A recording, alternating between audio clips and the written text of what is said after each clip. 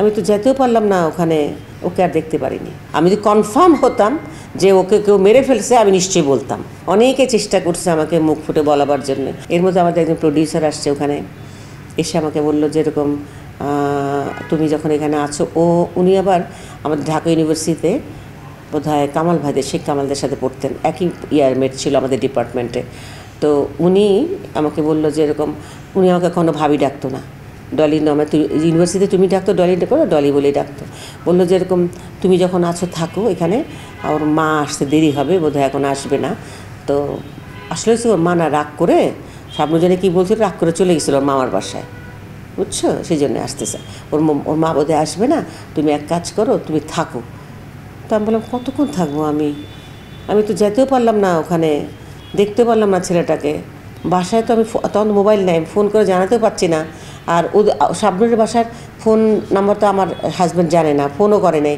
আর আমি গাধা যে একটা ফোন দিয়ে বলবো যে আমি আছি এখানে, চিন্তা করো না, সেটাও টলি নাই। এদিকে সন্ধ্যা হয়ে গেছে।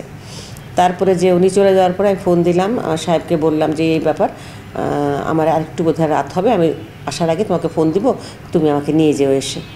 ঠিক 12টার সময় আমার হাজব্যান্ড যে আমাকে নিয়ে আসছে। এই হলো সেদিনের কিচ্ছা আর কি। ওকে আর দেখতে পারিনি। আক্ষেপটা তখন আমার খুব বেশি ছিল, এখন তো আস্তে আস্তে একটু ফিকে হয়েছে। এখন আমি ওর জীবন্ত মানুষটাকে আমি ভাবি, কল্পনা করি, ওর অ্যাক্টিভিটিস মনে হয়। যখন ওকে খুব দেখতে ইচ্ছা হয় তখন পুরনো ছবিগুলো বার করে আমি এখানে দেখি।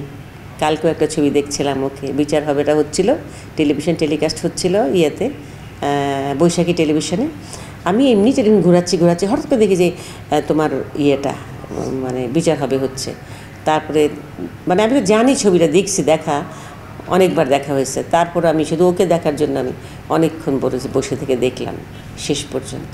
মার সাথে কথা হয়েছে, অনেকবার কথা হয়েছে। আর মা আমাকে ফোন দিত, মা বলতো তুই জানিস না যে ওকেও মেরে ফেলেছে মানুষ, কে মারছে কী করছে। আমি যে শোনো আপা, তোমাকে সত্যি কথা বলি, যেটা আমি জানি না, আমি মুসলমান হিসাবে আমি যেটা জানি না সঠিক, আমি সেটা কখনোই বলবো না।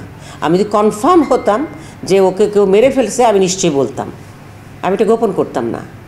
আমি জানি না কেন বলবো, কিন্তু ওর মা চাইছে অনেকবার আমাকে দিয়ে বলাতে, বলছে অনেকবার বলছে তুই বলিস না কেন, আমি জন্ম দিচ্ছি ঠিকই, কিন্তু মানুষ তো তুই করছিস, তোকে তো আম্মু ডাকতো, আমাকে তো মা ডাকতো না, এগুলো বলে ওর মা আক্ষেপ করছে অনেক।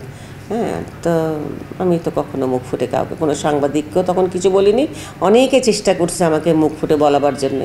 আমি যেটা জানি না সেটা কেন বলতে যাব, কেন বিতর্কিত হতে যাব, তাই না? এত জ্বালাইছে সাংবাদিকরা আমাকে তখনও, কল্পনার বাইরে। দেশে দেশে সবার সাথে দ্য নিউজ।